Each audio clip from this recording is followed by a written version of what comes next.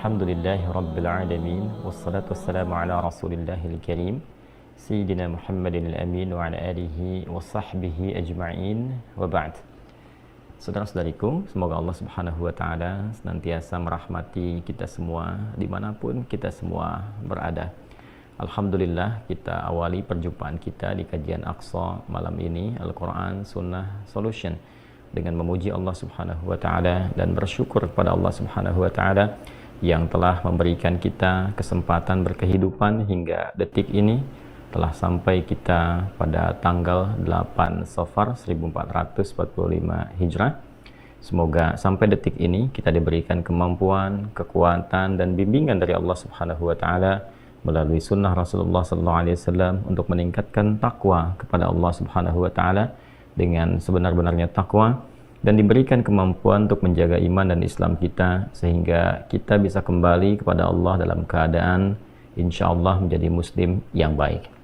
Dalam rangka demikian, kita akan mencoba untuk terus membekali diri, dan dalam kajian rutin kita di Al-Quran Sunnah Solution, di antara pembekalan diri dimaksud adalah kembali mempelajari tuntunan-tuntunan kehidupan dari Al-Quran Al-Karim, firman Allah Subhanahu wa Ta'ala yang disampaikan kepada Rasulullah SAW, kemudian diberikan penjelasan, pencerahan dan tuntunan melalui kehidupan sunnah Nabi SAW yang diteruskan kepada kita oleh para ulama-ulama dari generasi-generasi yang berbeda, dari kalangan sahabat sampai dengan era kita kini.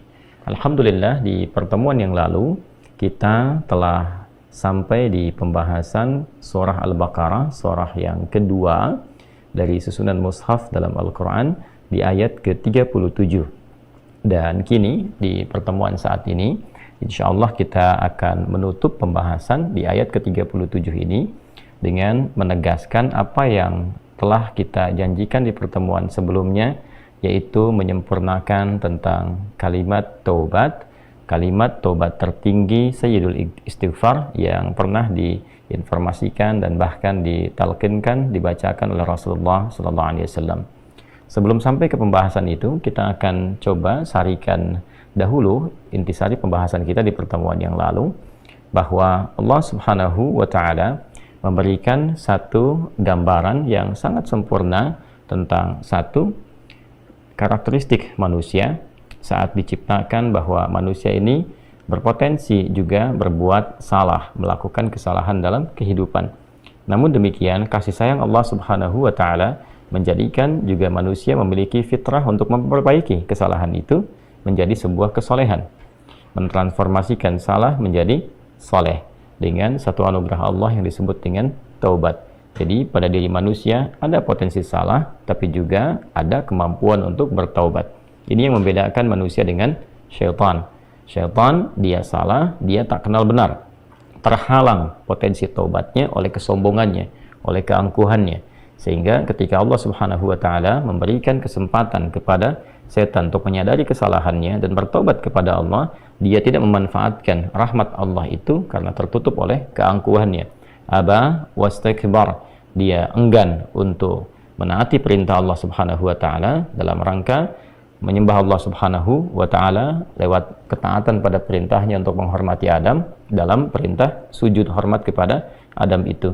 Alih-alih dia menghormati perintah itu, alih-alih dia menyembah Allah Subhanahu wa Ta'ala lewat perintahnya, dia malah berkata, ana khairum minhu. Setan berkata, saya lebih hebat dibandingkan dengan Adam. Khalaqtani min narin wa khalaqtahu min tin. Ya, engkau ciptakan aku dari api, engkau ciptakan dia dari tanah. Tidak dalam levelnya, yang diciptakan dengan materi yang lebih tinggi mesti hormat kepada yang rendah. Padahal dalam konteks ini Allah Subhanahu wa Ta'ala dengan membuka perintahnya dengan kalimat yang sangat jelas. Ma mana'aka alla tasjuda idh amartuk. Apa yang mencegah engkau tidak menghormati perintahku supaya sujud hormat kepada Adam alaihissalam? Allah menegaskan ini bukan perkara hormatnya kepada Adam, tapi perkara menaati perintahku. Tapi karena istakbar, aba wastakbar, dia enggan untuk menaati itu karena sifat sombongnya. Kesimpulannya adalah setan salah, setan tidak kenal benar, dan setan menutup peluang untuk mendapatkan pintu taubatnya karena kesombongannya. Salah, tidak mau bertobat. Manusia sebaliknya punya potensi salah, tapi juga dalam saat yang bersamaan punya fitrah untuk menjadi saleh, untuk bertobat, memperbaiki kesalahannya. Itu titik perbedaannya. Untuk itulah kemudian Allah Subhanahu wa taala memberikan petunjuk, bahkan sejak Nabi Adam alaihissalam diturunkan ke muka bumi, lekat dengan petunjuk ini bagaimana caranya ketika seorang hamba Allah dari kalangan manusia, anak cucu Adam, Bani Adam, disebutkan 7 kali dalam Al-Quran, kemudian berbuat salah dalam hidupnya, pikirannya keliru berpikir, apa-apa yang disebut dengan su'udzan, kan? Dia kemudian negative thinking, salah berpikir, salah menduga, salah mengira. Kemudian pandangannya salah melihat, telinganya salah mendengar, lisannya salah bertutur. Maka bagaimana kemudian cara memperbaiki itu semua?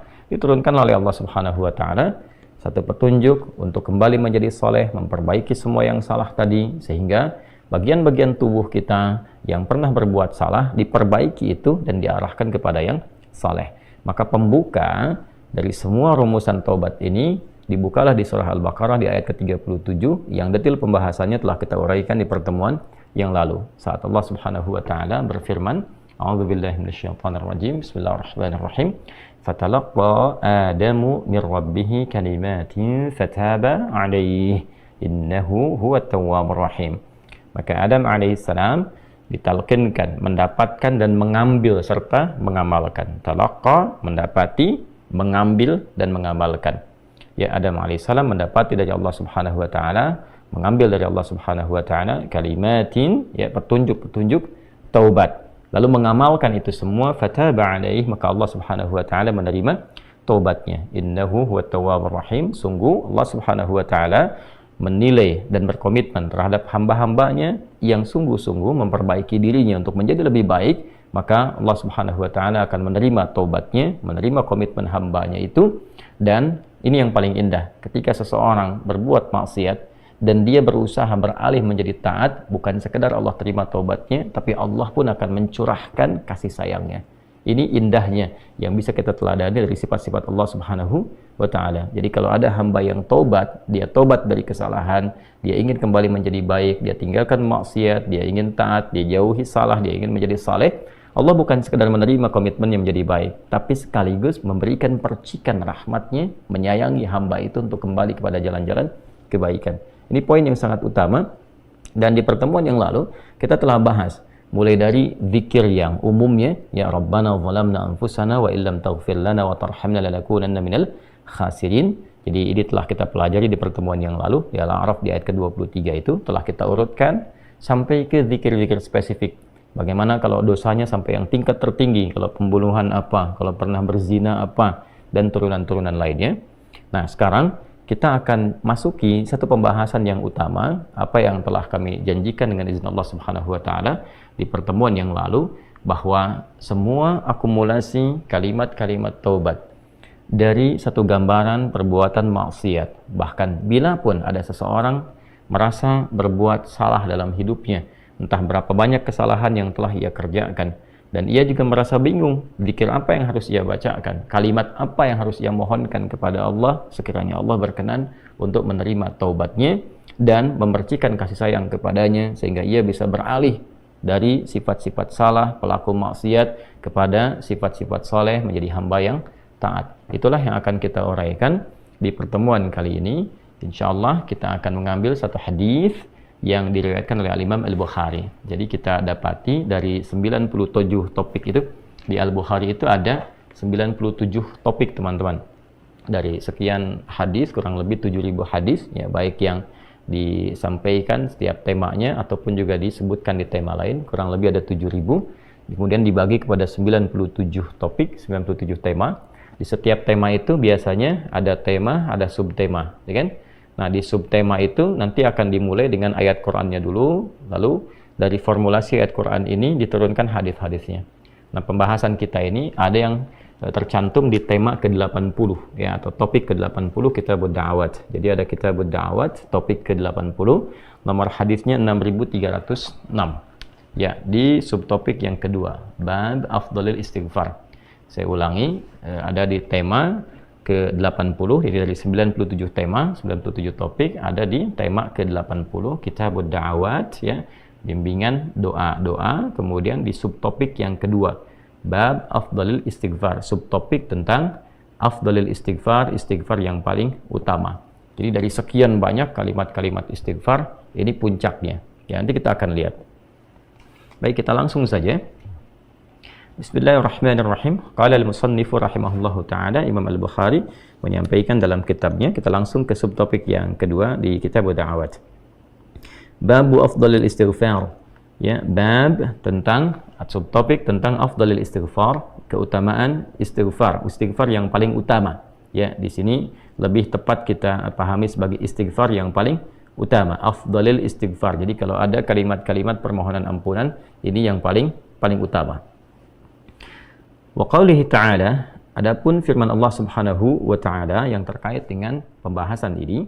Jadi ini yang paling menarik di kitab Sahih Al-Bukhari itu, sebelum masuk ke hadisnya, beliau rahimahullahu taala menyantumkan terlebih dahulu ayat-ayat Quran yang terkorelasi dengan itu.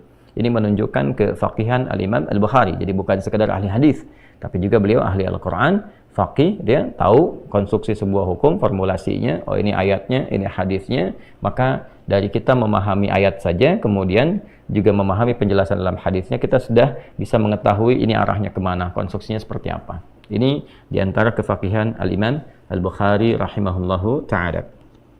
Wa qaulihi ta'ala, adapun firman Allah Subhanahu wa taala yang terkait dengan topik ini, yaitu istighfar yang paling utama, yaitu di Quran surah Nuh ya, ayat 10 sampai 12. Ya, kita sampaikan dulu ayatnya.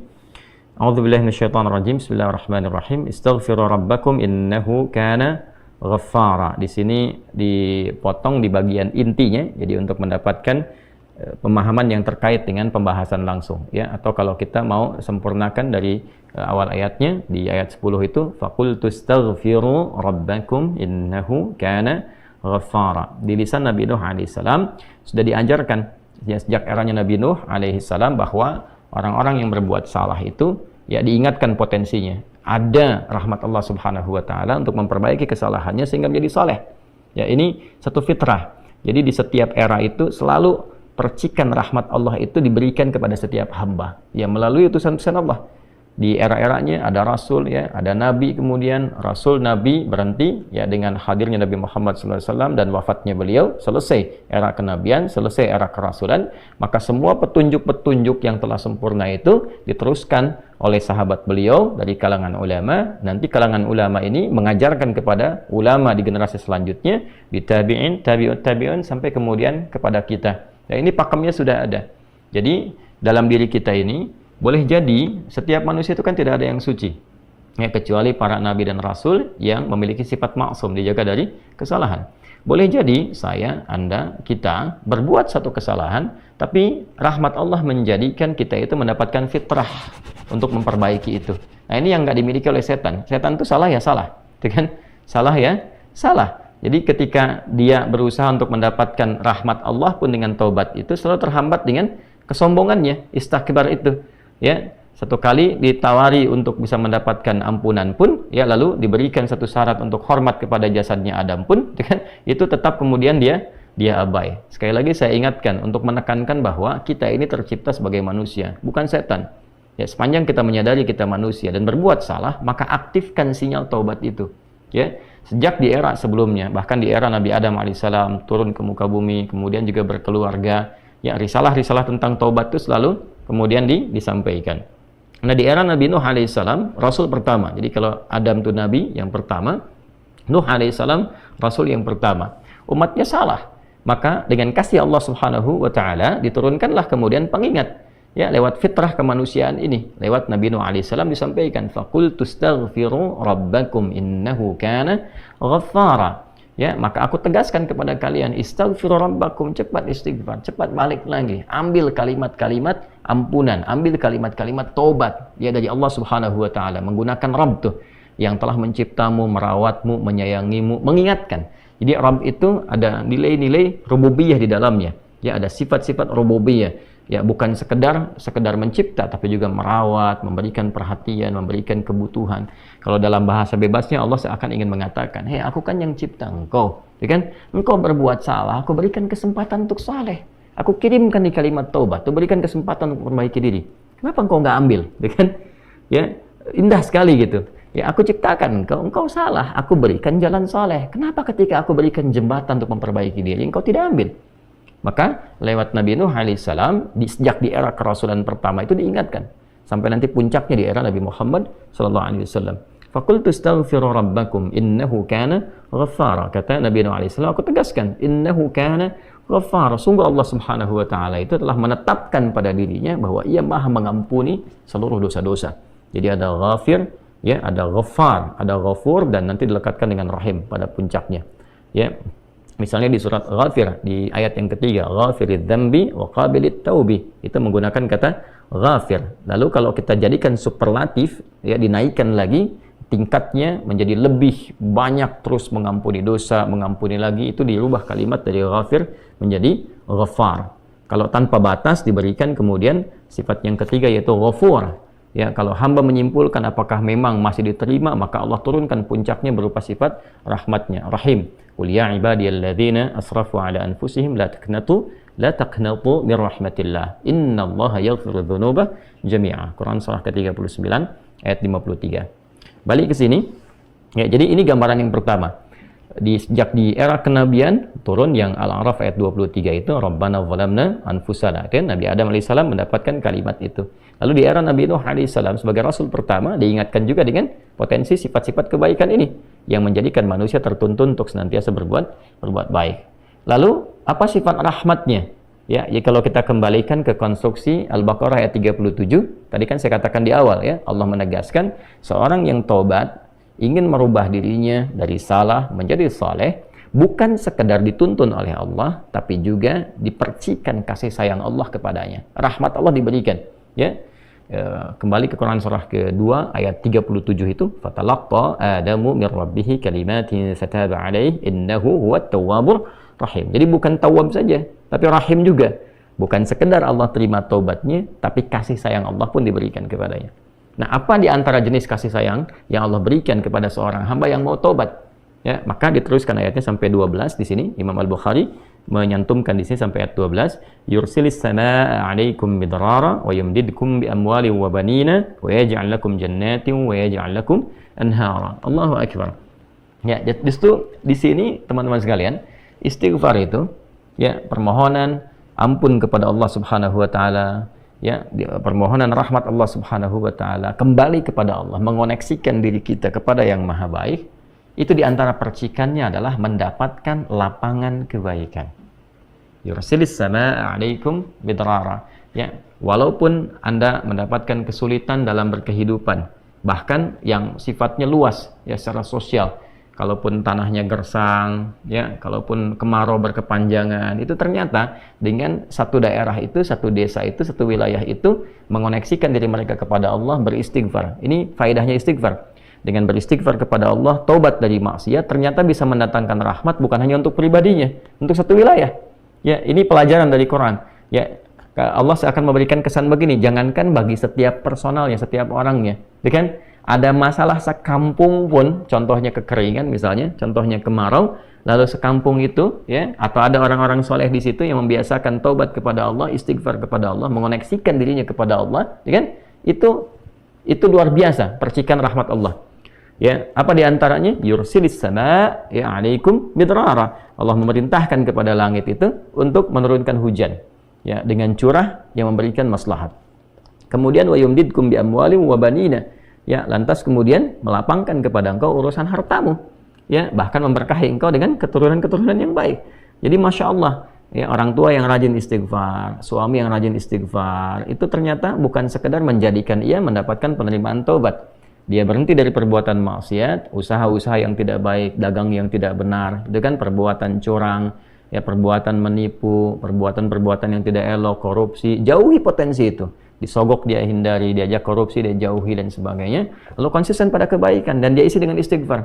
Astaghfirullahalazim, astaghfirullahalazim. Rabbana zalamna anfusana wa illam taghfir lana wa tarhamna lanakunanna minal khasirin. Dia konsisten pada kebaikan itu, wa yumdidkum bi amwal. Allah akan lapangkan dia pada harta-harta yang lebih berkah. Allahu akbar. Ya. Jadi diberikan kelapangan dulu pada dirinya, kemudian diberkahi hartanya. Jadi berapapun yang dia dapatkan, Allah berikan berkah padanya. Sehingga dia merasakan kebahagiaan dengan harta itu. Kan ada orang yang terasa seperti kelihatan banyak, tapi tidak menikmatinya. Ya, baik itu boros, baik itu merasa kayaknya banyak tapi nggak kepake, ya barang-barang, habis beli ini lagi, tapi memuaskan nafsunya saja, ya. Temannya ngajak begini, dia harus terpaksa beli, kadang-kadang ngutang, atau mungkin dia dapatkan sesuatu tapi jalan-jalan yang haram, jalan yang salah. Dia tidak menikmatinya, dan ini yang paling bahaya. Ya, ini yang paling bahaya. Lawan lapang kan sempit. Jadi hartanya kayak banyak, tapi menyempitkan kehidupan rumah tangganya. Ya, hubungan suami istri jadi nggak enak, dengan anak jadi nggak nyaman. Itu ciri keberkahan biasanya, ya, ciri keberkahan yang tidak didapatkan. Jadi kalau berkah itu dapat, walaupun terlihat kuantitasnya nggak sama dengan orang, dia 100 juta, ini 1 juta, tapi kenikmatannya luar biasa. Ya, di rumah ada kebahagiaan, hubungan menjadi nyaman, apa yang ditata itu bermanfaat, yang dimakan menjadi daging, dari daging itu terkonstruksi menjadi pengetahuan, jadi macam-macam, jadi energi, ya energinya dipakai pada kebaikan. Sebaliknya yang terlihat seperti banyak, kayaknya banyak nih, ya, tapi tidak memberikan kebahagiaan. Di rumah nggak bahagia, tidak memberikan dampak energi positif, ke ibadah jadi malas. Ya, itu ciri pertama kalau harta kurang berkah itu, apalagi tidak berkah, itu pasti menurun kesolehannya, meningkat kesalahannya. Pasti itu. Ya, jadi mulai menurun nih, sholat mulai menurun, baca Quran mulai menurun. Nah, kesalahan mulai meningkat. Makan mulai salah, minum mulai salah. Yang tadinya minum yang baik-baik, sekarang minum yang tidak baik dan sebagainya. Nanti kalau sudah begini, pasti hubungan di rumah tangganya pun nggak akan jadi baik gitu. Ya, dan itu akan terbawa dalam kesempitan. Nah, cara untuk mengatasi itu, ini balik ke Quran surah Nuh tadi, di ayat 10 sampai dengan ayat 12. Kalau kita menyadari kemudian itu salah, lantas ingin memperbaiki diri, kembali kepada Allah, perbaiki diri kita, ya, lalu mengingat Allah, menyesali apa yang telah dilakukan, berjanji untuk berbuat baik, itu tidak tanggung apa yang Allah jawab. Ya, kalaupun ada satu kelapangan yang tidak berkah tadi, diganti oleh Allah, dihilangkan yang kurang baiknya, dilapangkan dengan yang baik-baiknya. Lalu setelah itu dijaga keluarganya. Jadi memberikan kesan bahwa ada hubungan yang korelasi secara langsung antara harta dengan keluarga, dengan anak keturunan. Jadi hati-hati, saya ingatkan kepada para ayah, pada saya pribadi dan kita semua, jangan sampai membawa yang haram ke rumah. Sekali lagi, jangan sampai membawa yang haram ke rumah. Jadi kalau istri sudah memasak itu di dapur, menjadi makanan, dikonsumsi oleh anak-anak jadi daging, ya, dikonsumsi jadi daging nih, itu jadi karakter. Ya, itu sudah fitrah, sudah umum begitu. Jadi kalau dia baik, akan membentuk kebaikan. Kalau nggak baik, akan merubah ya, pada keburukan. Kontrolnya susah di situ. Ya, sangat sulit sekali. Nah, caranya tadi kembali kepada Allah, tinggalkan yang kurang baik tadi, nanti Allah rubah. Ya, cara dia mendapatkan harta itu, walaupun awalnya terlihat nggak nyaman, karena kan merubah diri, mengeluarkan yang kotor dulu.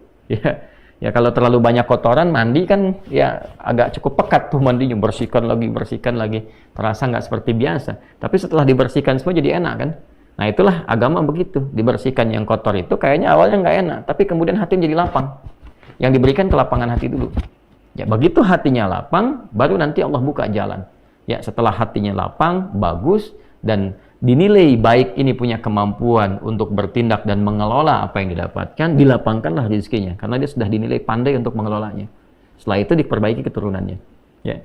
Wabanina wa yaj'al lakum jannatin wa yaj'al lakum anhara. Bahkan setelah itu dibikin kaya lebih dari sebelumnya. Ya, asetnya ditambah lagi, diberikan kenikmatan hidup, ya, sampai dijaga hingga kembali kepada Allah Subhanahu wa ta'ala. Itu faidah istighfar. Jadi kalau kita biasakan bertekad, berniat memperbaiki diri dari yang salah menjadi baik, itu Allah sudah berikan motivasi. Aku bukan hanya terima taubatmu, tapi aku rubah keadaan hidupmu lebih istimewa, lebih mahal nilainya dibandingkan dengan keadaan sebelumnya yang terlihat seperti fata morgana. Kemudian dikuatkan dengan Quran surah ketiga Ali Imran ayat 135, ya. Di sini disampaikan Allah Subhanahu wa taala berfirman, a'udzubillahi minasyaitonir rajim, bismillahirrahmanirrahim, walladzina idza fa'alu fahishatan aw zalamu anfusahum, ini dzakarullaha fastaghfaru lidzunubihim wa may yaghfiru dzunuba illa Allah wa lam yusirru ala ma fa'alu wa hum ya'lamun. Di highlight di sini di firman Allah Subhanahu wa taala, dzakarullaha fastaghfaru lidzunubihim. Ya, yaitu orang-orang yang mendapatkan rahmat Allah Subhanahu wa taala itu. Jadi ini korelasinya dengan ayat 133. Jadi ayat 133 itu Allah Subhanahu wa taala berjanji bagi orang-orang yang menyegerakan istighfar. Jadi ingat dosa hari ini nih. Sekarang misalnya malam nih, kita ingat ada dosa yang dikerjakan. Lantas ketika ingat itu istighfar, minta ampun sama Allah, gitu kan? Itu menyegerakan sesuatu tanpa jeda disebut dengan sara'a. Ya, sara'a. Jadi ada sa'a, ada sara'a. Kalau sa'a itu menyegerakan sesuatu dengan persiapan. Ya, makanya besok nih ada Jumatan menggunakan sa'a. Fas'au bukan wasari'u. Ya, ya ayyuhalladzina amanu idza nudiya lis-salati min yaumil jumu'ati fas'au, bukan fasari'u, fas'au. Itu Quran surah Al-Jumu'ah. Ya, Al-Jumu'ah di ayat yang keberapa? Ayat 9, kan? Allah menyampaikan fas'au ila dzikrillah. Bersegera, tapi siap-siap dulu. Mandi dulu, pakai wangian dulu dan seterusnya. Tapi kalau dia bersegera cepat, nyaris tanpa jeda, itu menggunakan sara'ah. Sehingga guru-guru mengatakan bisurah, cepat, nggak usah banyak jedanya, kan? Nah, di Ali Imran ayat 133 Allah berfirman, "Wasari'u ila maghfiratin mir rabbikum." Kalau engkau merasa ada salah, bergegas, jangan tunda-tunda. Ya, ingat malam ini, jangan tunda besok. Gimana kalau kemudian tengah malam meninggal? Ya, segera istighfari. Nah, orang yang menyegerakan istighfar saat ingat kesalahan, apa yang didapatkan? Wa jannatin arduhas samawati wal ardu uiddat lil muttaqin. Maka orang ini akan diberi harapan oleh Allah, ya, diperkenankan untuk memohon, bahkan ketika pulang disiapkan surga untuknya seluas langit dan bumi. Dan itu bagian dari sifat takwa. Jadi takwa itu bukan sekedar amar ma'ruf. Saat Anda ingat sholat, Anda ingat puasa, ingat baca Quran. Tapi takwa juga ada bagiannya nahi mungkar. Saat Anda ingat salah, lalu Anda taubat. Ya, saat Anda ingat salah, Anda pengen jadi soleh. Saat Anda ingat maksiat, Anda ingin taubat. Itu bagian dari takwa. Nah, bagaimana kemudian cara mengimplementasikan itu semua? Nah, ini poinnya. Ya, walladzina idza fa'alu fahishatan aw zalamu anfusahum dzakarullaha fastaghfaru lidzunubihim. Itu orang-orang.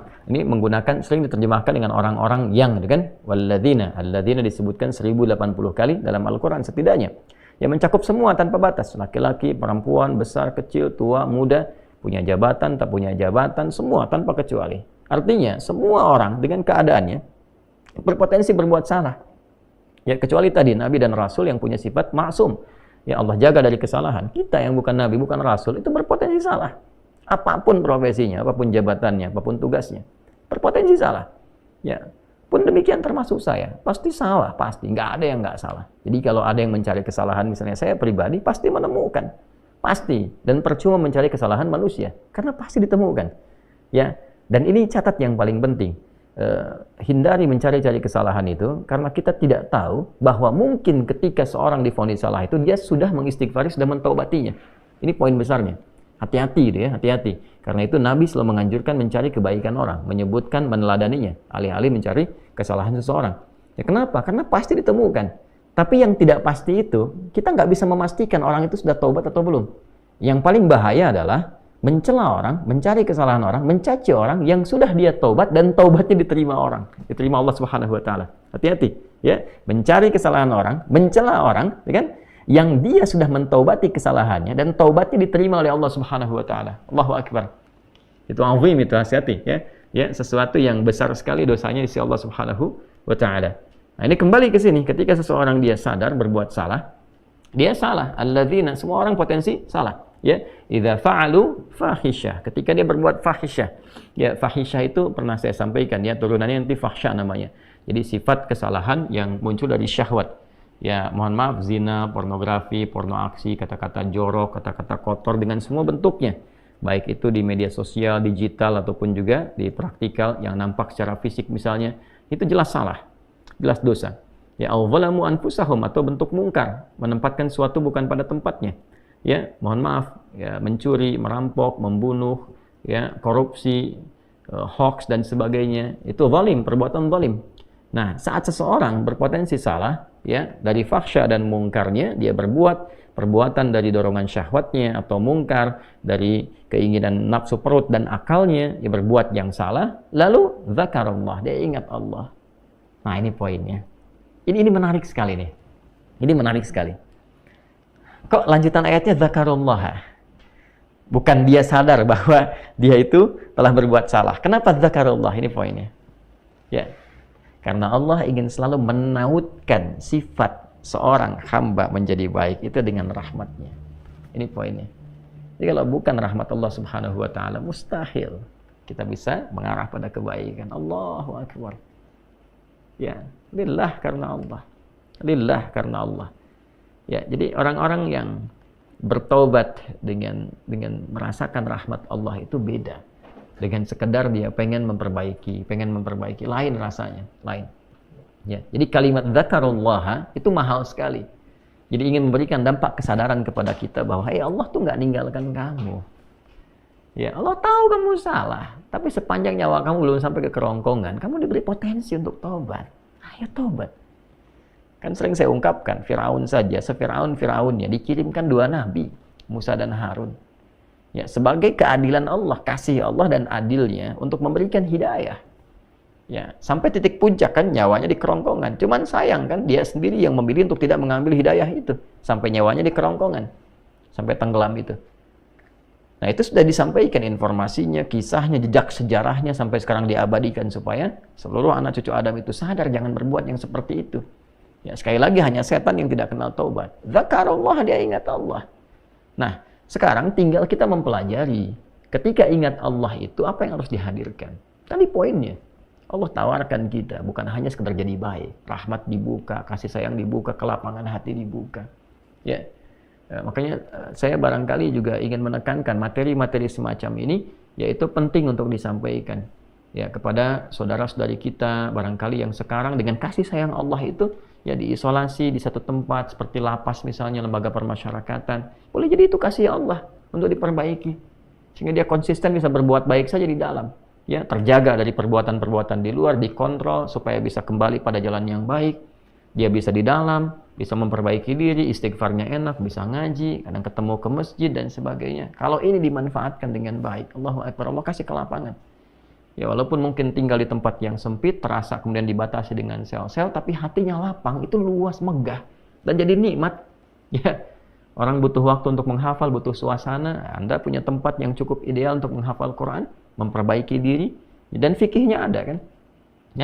Dan sangat jelas sekali kenapa di antara kisahnya Nabi Yusuf alaihissalam ya diizinkan oleh Allah untuk masuk ke dalam ruang itu untuk memberikan sebuah pencerahan sehingga menemukan modelnya. Ini model orang salah yang mau jadi saleh, bahkan setelah itu dia keluar dan diangkat jadi pembantunya raja kan pada masa itu, asisten rumah tangganya raja.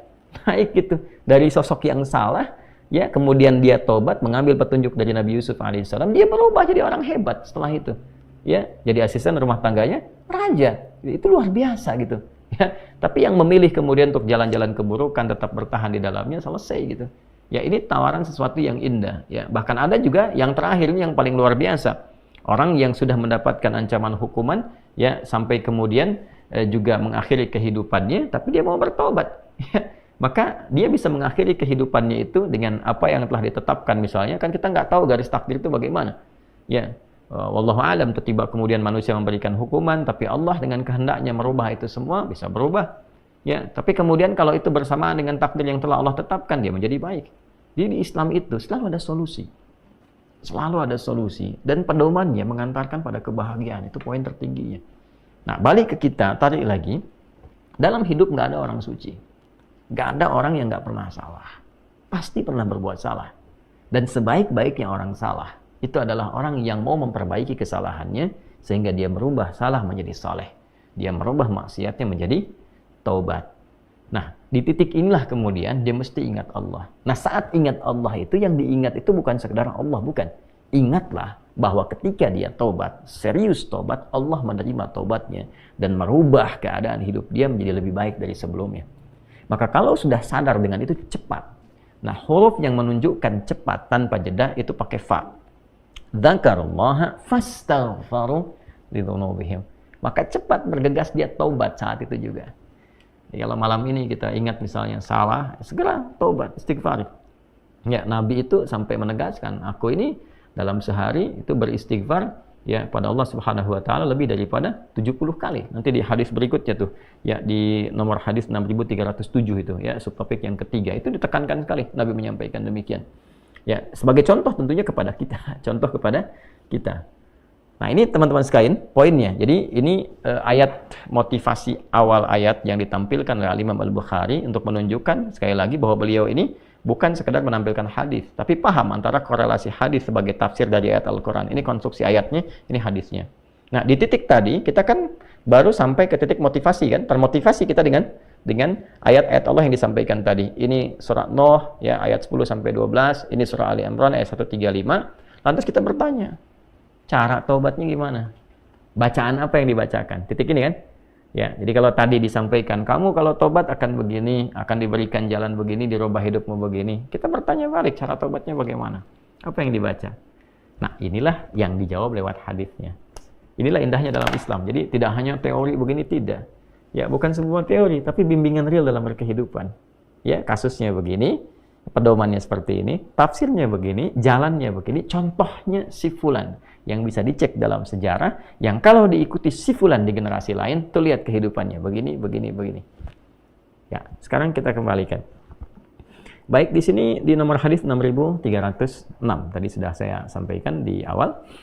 Bismillahirrahmanirrahim. Qala al-Imam al-Bukhari rahimahullahu taala, Imam al-Bukhari menyampaikan, haddatsana Abu Ma'mar haddatsana Abdul Warith haddatsana al-Husain haddatsana Abdullah ibn Buraidah qala haddatsani Bushair ibn Ka'ab al-Adawi qala haddatsani Shaddad bin Aus. Nah, ini di rawi penyampai riwayat satunya yang bersumber nanti dari Nabi sallallahu alaihi wasallam adalah seorang sahabat bernama Shaddad bin Aus radhiyallahu taala anhu. Semoga Allah memberikan ridha terbaik kepada sahabat mulia dimaksud, dan semoga Allah memberikan percikan kemuliaan pada kita untuk meneladani kemuliaan beliau dan mempraktekkan, mengimplementasikan hadis yang kita akan dapat ini.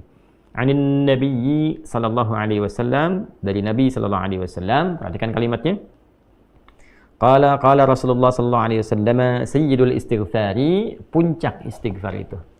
Ya, tuannya istighfar, sayyidul istighfar. Jadi kalau ada kalimat-kalimat istighfar, ini puncaknya. Nah, intinya kalau bingung berbuat maksiat, sudah banyak perbuatan salah yang dilakukan dari ujung kepala sampai ujung kaki, pernah berbuat salah dan kita ingin taubat, apa puncak kalimatnya? Ya. Yuk kita bacakan. Bismillahirrahmanirrahim. Sayyidul istighfari, puncak istighfar itu antaqula, ya, engkau berkata, kata Nabi sallallahu alaihi wasallam, ya, engkau memohon kepada Allah. Perhatikan kalimatnya. Allahumma anta rabbi. Allahumma, ya Allah, dengan segenap kerendahan dan ketawaduanku kepadamu. Jadi kalau ada kata Allahumma, itu bentuk penyatuan dari kata ya Allah, kalau digabungkan jadi Allahumma. Tapi juga bacaan Allahumma ini meresapkan sebuah kesan kerendahan, ketawaduan. Jadi kalau baca Allahumma itu merendah, jangan meninggi. Ya, jadi isyarat pertama kalau ingin istighfarnya benar itu merendahlah sebagai seorang hamba, mengakui kesalahan-kesalahan yang kita perbuat. Allahumma anta rabbi, ya Allah, sungguh engkau adalah Tuhan yang merawatku. Ya, yang mencipta, yang merawat, yang memberikan kebutuhan, yang mengarahkan pada kebaikan. Jadi semua sifat-sifat tadi dikumpulkan dalam satu nama, yaitu Rabb. Ya, karena itu ketika wahyu pertama diturunkan, kalimat Rabb ini muncul. Iqra bismi rabbikal ladzi khalaq. Allah yang mengajarkan kita. Ya Muhammad sallallahu alaihi wasallam, baca ini, ya, baca dan niatkan bacaanmu itu karena Allah yang telah menciptamu saja, ya, menetapkan penciptaan, merawat engkau, memberikan kebutuhan sampai ini begitu mudah, apalagi hanya menetapkan engkau mudah mengikuti bacaan yang dibacakan oleh Jibril alaihissalam. Jadi di sini ketika mengatakan anta rabbi, kita mengembalikan status kehambaan kita kepada Allah yang memberi jalan untuk taubat. Itu poinnya. Ya, salah itu salah saya, salah Anda, salah kita sebagai hamba, ya kan? Tapi kita mohon rahmat Allah untuk membimbing salah ini menjadi saleh, untuk mengikuti jalan yang Allah berikan. Allahumma anta rabbi, la ilaha illa anta khalaqtani. Ya Allah, hamba menetapkan tidak ada Tuhan yang dipertuhankan dan layak disembah kecuali Engkau, ya Allah, dan Engkaulah yang mencipta hamba. Ya, ini kalimat lembut yang sifatnya menyentuh. Ya, kalau bahasa kitanya begini, ya Allah, aku kan hambamu juga yang Kau ciptakan. Engkau yang telah ciptakan aku. Ya kan? Kalau di kalimat Adam yang pernah kita baca di pertemuan yang lalu dari tafsir Imam Jarir At-Tabari itu, Ibnu Jarir At-Tabari, kita telah sampaikan di pertemuan yang sebelumnya bahwa Adam mengonfirmasi, Allah, gitu kan, ya Allah, ya Tuhanku, bukankah aku adalah hambamu yang Kau ciptakan, ya, dengan tanganmu sendiri, dengan kuasamu sendiri? Ya Allah menjawab, ya tentu saja, gitu kan, dan seterusnya sampai ujung hadisnya, ya ara'aita, bagaimana ya Allah Engkau menilai kalau hamba intubtu wa aslahtu, kalau hamba sekarang bertobat dan memperbaiki diri, ya arajin anta ilal jannah, apakah Engkau akan mengembalikan aku kepada surga? Ya Allah menjawab, na'am, tentu saja, bahkan dengan surga yang lebih indah. Itu yang pernah kita bahas di pertemuan sebelumnya. Nah, di sini kita kembalikan dengan kalimat yang tadi, ya la ilaha illa anta khalaqtani wa ana abduk, ya Allah, Engkau yang ciptakan aku. Aku berkomitmen menegaskan bahwa Engkau adalah satu-satunya Tuhan, tidak ada yang layak dituhankan, diibadahi kecuali Engkau. Engkau yang mencipta aku hambamu, ya Allah. Ya. Laisa kamitsli syai', nggak ada perbandingan serupa. Saya berikan ilustrasi dan nggak sama dengan perbandingan ini. Ya, ada seorang anak berbuat salah. Datang ke ibunya. Salahnya banyak. Dan dia katakan, "Bu, saya mengaku salah, Bu. Minta maaf. Ya, sesalah-salahnya saya kan anak ibu juga. Bukankah ibu yang telah mengandung, menyayang-nyayangi saya dalam rahim?" Itu kalimat sentuhan pertama. Seorang ibu ketika menerima kalimat itu, ya, dia bisa menahan marahnya. Dia mendahulukan kasihnya, walaupun mungkin responnya nggak cepat. Nah, Allah laisa kamitslihi syai'. Allah berbeda. Ya, justru Allah mengajarkan kita dengan kalimat-kalimat baik tadi itu sebagai keteladanan. Kalau ada nanti praktek dengan manusia salah, masuklah dengan cara-cara yang lembut. Gitu kan? Sedangkan Allah mengajarkan kepada kita, mohon nih, lewat Nabi Muhammad SAW diajarkan oleh Nabi. Nih, mohonlah kepada Allah dengan kalimat yang menyentuh. Ya, karena Allah itu maha latif, maha lembut, maha perasa. Masuk dengan nilai rasa yang tinggi. Ya, Allahumma anta rabbi la ilaha illa anta khalaqtani wa ana 'abduk. Ya Allah, Engkau yang merawatku, Engkau Tuhan, Engkau yang berikan kecukupan dalam kehidupan. Aku yang berkomitmen gak ada Tuhan yang layak dipertuhankan, yang layak disembah kecuali Engkau. Engkau yang menciptakan aku hambamu, ya Allah. Ya, Allahu Akbar. Kemudian wa ana ala ahdika wa wa'dika mastata'at. Ya Allah, aku berkomitmen. Aku ingin memperbaiki diri dan aku tetap dalam komitmen ala ahdika wa wa'dika. Aku berkomitmen untuk mengikat syahadatku kepadamu. Ya, ahdi itu jadi satu komitmen perjanjian ta'ahud kita dengan Allah Subhanahu wa taala bahwa kita bertauhid kepadanya. Ya, itu ada di Quran surah ke-7 Al-A'raf di ayat 172. Wa idz akhadha rabbuka min bani adama min zuhurihim dzurriyyatahum wa asyhadahum ala anfusihim alastu bi rabbikum qalu bala syahidna, ya, an taqulu yaumal qiyamati inna kunna an hadza ghafilin. Jadi kita sudah berkomitmen ya pada Allah Subhanahu wa taala untuk mentauhidkan Allah. Nah, itu adalah ta'ahud kita, ya, pengikat kita, perjanjian kita dengan Allah. Ya Allah, aku berkomitmen ya kepada perjanjianku untuk mentauhidkan Engkau. Aku bertobat, aku akan menjaga tauhid ini, mengesahkan Engkau, menjauhi syirik, ya, menuhankan hanya Engkau saja.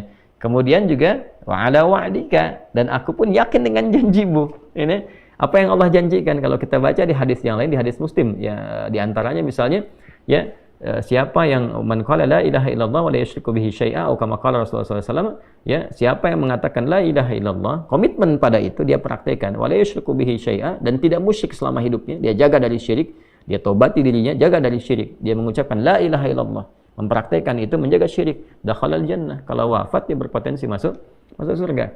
Ya, dan itu janji Allah. Nah, seakan kita mengatakan, ya Allah, aku bertobat, aku hamba-Mu, Engkau yang menciptakan aku, ya Allah. Ya, aku berjanji mulai detik ini akan komitmen kepada syahadat. Dan aku pun, ya Allah, merasakan betapa Engkau menepati janji-Mu untuk memberikan kemuliaan bagi orang-orang yang memegang teguh syahadat kepadamu dan menghindari perbuatan buruk yang Engkau perintahkan untuk menjauhinya. Kemudian semampu aku, ini indah nih, Nabi mengajarkan semampu aku. Ya, nah, memang ini bawaan manusia nggak bisa sempurna. Ya, kadang-kadang sudah taubat, ada salah lagi, ya dorong lagi pakai kalimat ini, dorong lagi sampai kemudian dia merasakan kenikmatan taubat. Ya, kemudian a'udzubika min syarri ma sana'tu. Nah, ini poinnya. Ya Allah, hamba menyadari hamba salah. Hamba ingin kembali kepadamu, memegang teguh komitmen kebaikan, menjaga itu sampai wafat sehingga mendapatkan janjimu. Ya, semampu hamba, ya Allah. Namun hamba sadar, hamba punya kelemahan, seringkali dalam nafsu ini mendorong hamba berbuat maksiat. Maka hamba mohon perlindungan kepadamu dari semua potensi buruk yang mungkin dilakukan oleh diri hamba ini. Ini yang menjaga seseorang setelah dia bertobat, setelah dia mengacu pada salah, ya, dia dijaga supaya nggak salah lagi, mengacu pada soleh, dijaga supaya nggak salah lagi. Ya, sekali lagi, teman-teman, kalimat ini yang menjaga seseorang hamba yang sudah tobat untuk tidak berbuat maksiat lagi. Kalimat ini yang menjaga seorang hamba yang telah mengacu kepada soleh untuk tidak berbuat salah lagi. Ini poinnya. Ya, jadi seringkali ada pertanyaannya, ya Ustadz, saya itu sudah tobat tapi kadang dikerjain lagi. Nah, ini kalimatnya sudah dicakup oleh Nabi. Wa'udzubika min syarri ma sana'tu. Setelah kita tobat, kita minta, ya Allah, aku mohon perlindungan darimu dari potensi keburukan yang mungkin dikerjakan oleh diriku setelah taubat ini. Ya. Ini kalimatnya indah sekali. Kemudian abu'u laka bi ni'matika 'alayya, dan aku abu itu a'tarifu, dan aku mengakui, ya Allah, betapa banyak nikmat yang telah Engkau berikan kepadaku. Ini kalimat penyesalan. Jadi di sini tercampur semua kalimat pengakuan keesaan Allah, perjanjian untuk kembali kepada Allah dalam kebaikan, ya, menepati komitmen dengannya. Kemudian memohon kepada Allah setelah taubat dijauhkan dari potensi berulang kesalahan. Lalu ini poin nih, mengakui nikmat-nikmat yang Allah berikan kepada kita, yang kadang-kadang kita lalai mensyukurinya. Ya Allah, aku ini sadar Kau berikan banyak nikmat kepada aku, nikmat nafas, nikmat udara, nikmat sehat. Kok bisa kesehatan yang Kau berikan kepada aku sebagai nikmat, aku konversi jadi maksiat? Bukannya dipakai untuk taat, kok dipakai untuk mencuri, dipakai untuk korupsi, dipakai untuk nipu, dipakai untuk celah orang. Mulut sehat orang baca Quran, kok ini digunakan untuk mencela orang?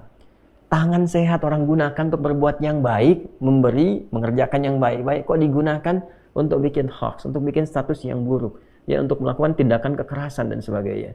Maka kita menyadari, Allah, Kau mengakui nikmat-Mu kepada aku begitu banyak, ya. Kemudian wa abu laka bidzambi. Nah, ini poin yang tadi saya sampaikan. Tapi aku pun mengakui, ya Allah, aku belum mampu mengonversi nikmat tadi dengan bentuk ketaatan. Alih-alih aku taat, aku berbuat maksiat, aku sadar, ya Allah. Nah, ini petunjuk kalau mau tobat, sesali dengan penuh kesadaran, ingat maksiatnya. Latih diri kita untuk menangis. Dilatih, gitu kan? Sehingga terasa bebannya itu keluar, hatinya jadi lapang. Orang kalau salah nangis itu nanti yang beban itu keluar lewat air mata, yang hati yang tadinya itu sempit jadi lapang. Ya, jadi lebih terbuka. Faghfirli fa innahu la yaghfiru dzunuba illa ant. Sampai sini. Nanti setelah itu, setelah sadar, nah jadi indah sekali. Setelah komitmen, sadar, pengakuan, penyesalan, keluar air mata, hati lapang, faghfirli. Baru saat hati lapang itu minta, ya Allah, ampuni hamba. Fa innahu la yaghfiru dzunuba illa ant. Sungguh hamba berharap, bermohon kepadamu, bertumpu kepadamu, karena nggak akan mungkin ada yang mengampuni dosa hamba kecuali Engkau. La yaghfiru dzunuba illa anta. Ya, nggak ada yang bisa mengampuni dosaku kecuali Engkau. Indah sekali kalimat. Sampai sini teman-teman. Ya. Allahumma anta rabbi la ilaha illa anta khalaqtani wa ana abduk. Ya, kemudian wa ana ala ahdika wa wa'dika mastata'tu. A'udzu bika min syarri ma sana'tu. Abu'u laka bi ni'matika 'alayya. Kemudian wa abu'u laka bidzambi faghfirli fa innahu la yaghfiru dzunuba illa ant. Sampai sini kalimatnya. Ya, saya baca ulang ya, teman-teman. Saya bacakan lebih agak lambat sedikit, nanti teman-teman bisa rekam atau nanti bisa ingat-ingat. Insya Allah nggak panjang kok. Ya. Nanti dibacakan kalau bisa sih malam-malam habis tahajud atau setelah setiap kesempatan sholat. Ya. Bismillahirrahmanirrahim. Allahumma anta rabbi la ilaha illa anta khalaqtani wa ana abduk wa ana ala ahdika wa wa'dika mastata'tu a'udzu bika min syarri ma sana'tu abu'u laka bi ni'matika 'alayya wa abu'u laka bi dzambi faghfirli fa innahu la yaghfiru dzunuba illa ant. Saya terjemahkan sambil baca. Allahumma, ya Allah, dengan segala kerendahan diri hamba memohon kepadamu. Anta Rabbi, sungguh Engkaulah Tuhan yang merawat, memberikan kebutuhan, mencipta hamba, memberikan jalan kebaikan pada hamba. La ilaha illa ant. Hamba menetapkan tidak ada Tuhan yang layak dipertuhankan, yang layak disembah kecuali Engkau saja. Khalaqtani wa ana abduk. Sungguh Engkau yang telah menciptaku, ya Allah. Sungguh akulah hamba-Mu. Wa ana ala ahdika wa wa'dika mastata'tu. Ya Allah, aku berkomitmen untuk memegang teguh perjanjianku denganmu, dan aku berkeyakinan bahwa Engkau pun akan menepati janjimu kepada aku. Aku berusaha mewujudkan itu sesuai dengan kemampuanku. A'udzubika min syarri ma sana'tu. Ya Allah, setelah permohonan taubat ini, komitmen ini, aku memohon perlindungan-Mu, ya Allah. Aku berlindung kepadamu dari segala potensi buruk yang mungkin terjadi dari dalam diriku, yang aku perbuat. Abu'u laka bi ni'matika 'alayya. Aku menyadari, mengakui, ya Allah, betapa besar nikmat-Mu yang Kau berikan kepadaku. Wa abu'u laka bi dzambi. Dan aku pun menyadari, ya Allah, belum mampu mensyukuri nikmat-nikmat tadi.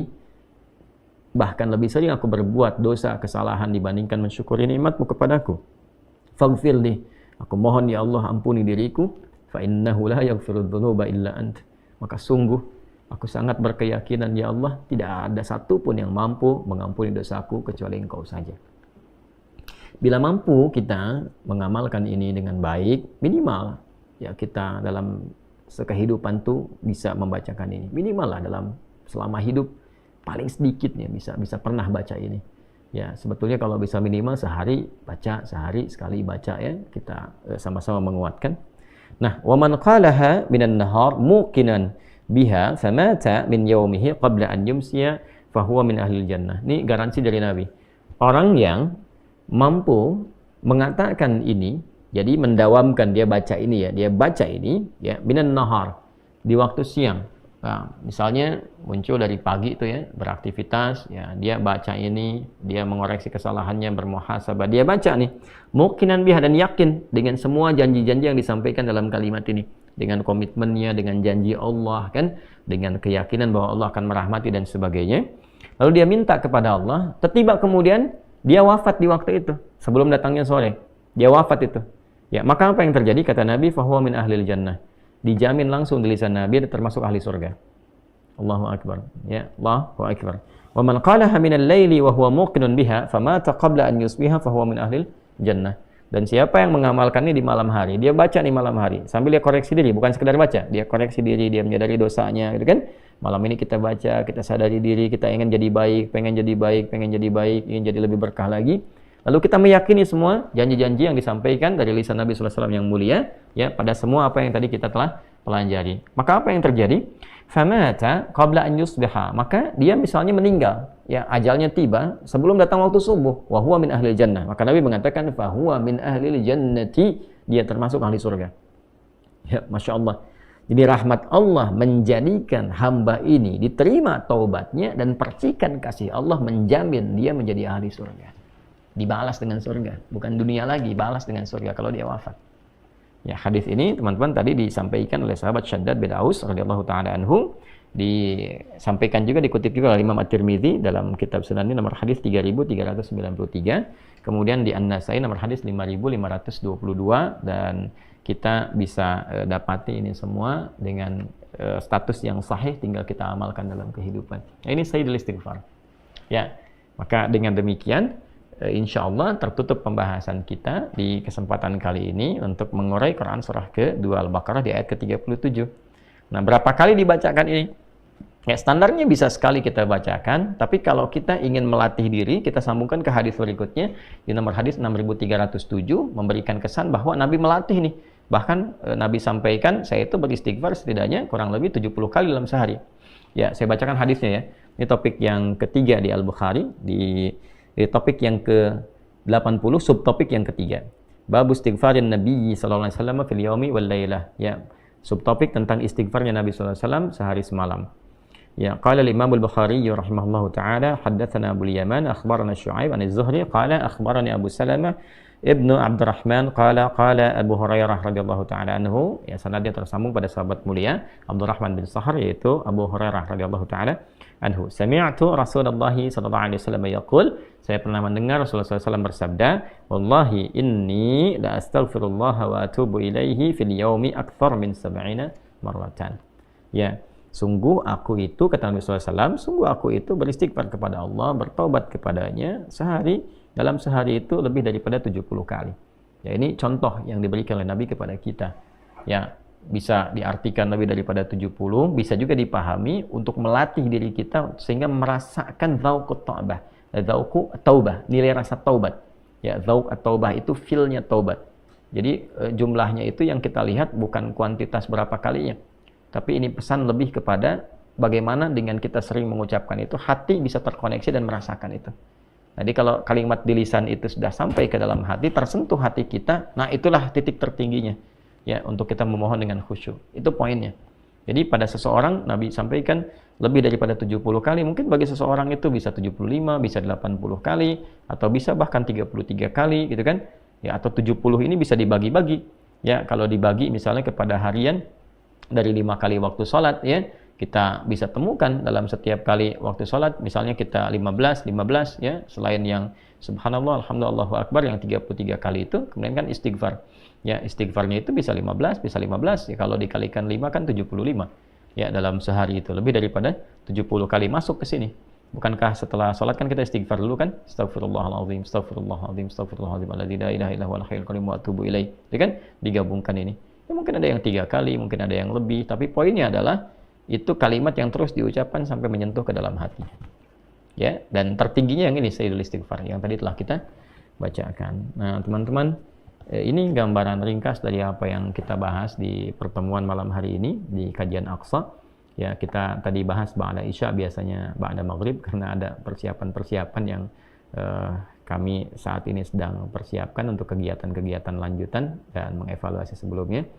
Teman-teman, ingin menyampaikan 3 hal barangkali. Yang pertama, saya ingin mengajak pada diri saya dan kita semua di malam hari yang insya Allah baik ini, dan semua waktu Allah berikan baik, tapi Jumat itu kan Sayyidul Ayyam, ya, penghulu dari hari, dan kita diajarkan Sayyidul Istighfar. Mari kita mengoreksi diri kita bersama-sama, dan saya ingin menyampaikan lebih awal untuk memohon maaf kepada semua khalayak, ya, teman-teman semua, tuan puan, saudara-saudariku sebangsa setanah air, dan dimanapun Anda berada, Anda pasti menemukan, bukan mungkin, tapi Anda pasti menemukan hal-hal dari saya pribadi yang tentu saja itu tidak baik, ya, tentu saja itu dipandang salah. Saya mohon maaf yang sebesar-besarnya, baik dari lisan, perilaku saya yang kurang baik, yang menyimak apa yang saya sampaikan ini, ya, dari keluarga, ya, keluarga baik itu anak, istri, kemudian juga orang tua, dari saudara-saudari, kemudian tetangga dan teman-teman jauh dan dekat. Dengan segala kerendahan hati saya meminta maaf sebesar-besarnya, dan mohon didoakan selalu agar saya dapat memperbaiki diri menjadi lebih baik lagi, dan lebih baik lagi. Dan saya juga mengajak pada kita semua, mari kita mengamalkan apa yang telah kita dapati di pertemuan malam hari ini. Semoga Allah Subhanahu wa taala menyayangi dan mengampuni kita semua. Ya, saya juga mengingatkan, ini dunia sekarang ini cukup beragam, tantangannya cukup besar. Saya sering perhatikan juga di teman-teman ini, saya mohon izin ya mengingatkan agar betul-betul menjaga diri dari sesuatu yang salah. Ya, saya perhatikan nih ada beberapa video-video yang kadang mencuplik juga potongan video dari kami digunakan pada hal yang tidak tepat. Ya, saya harap segera itu ditanggalkan, dijauhi, dan jangan berbuat demikian. Ya, karena masih ada jalan-jalan yang baik dibandingkan jalan yang salah.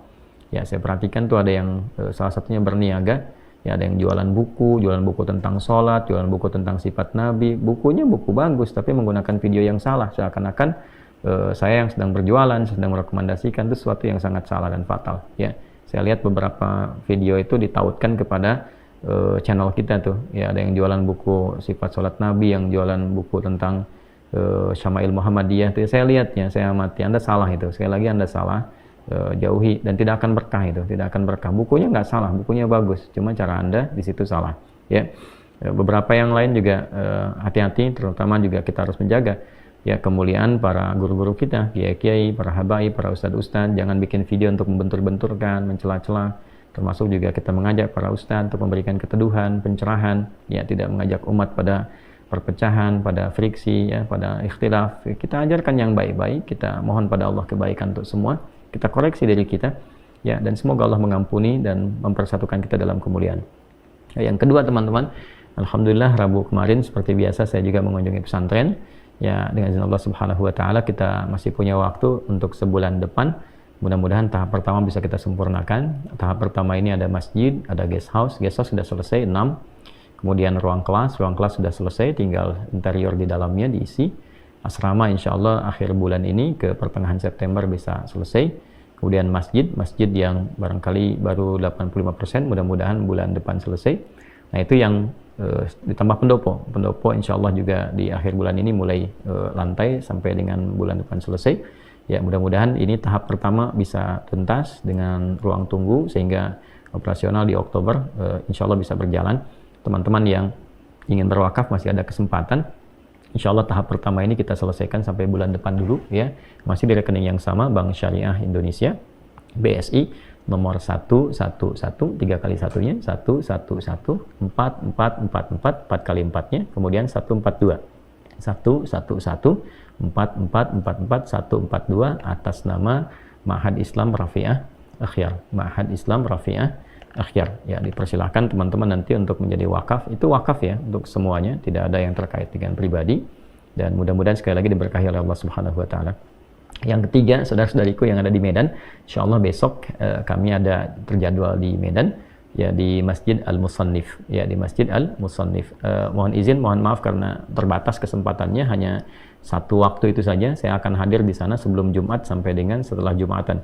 Ada sesi kami tausiah, kemudian setelah itu memimpin khutbah Jumat, dan setelah Jumat kami akan kembali lagi ke Jakarta untuk jadwal berikutnya. Terima kasih dan berjumpa esok untuk teman-teman yang di Medan. Maafkan saya, semoga Allah menyayangi dan beri baik kita semua. Teman-teman yang tidak di Medan tersambung juga dengan channel ini, insya Allah ditayangkan juga, dan semoga Allah ridhai kita semua dalam kebaikan. Maafkan saya. Subhanakallahumma bihamdika nasyhadu an la ilaha illa anta nastaghfiruka wa natubu ilaik. Allahumma tubna ilaika taubatan nasuha ya arhamar rahimin. Ighfir lana dhunubana ya Allah kama ghafarta ibadakas salihin was salihat wa alhiqna ma'ahum ma'al ladzina an'amta 'alaihim minal nabiyyin was-siddiqin wasyuhada'i was-salihin wa hasuna ulaika rafiqa. Wa sallallahu ala sayyidina Muhammad wa ala alihi wa sahbihi ajma'in. Wa akhiru da'wana alhamdulillahi rabbil alamin. Assalamualaikum warahmatullahi wabarakatuh.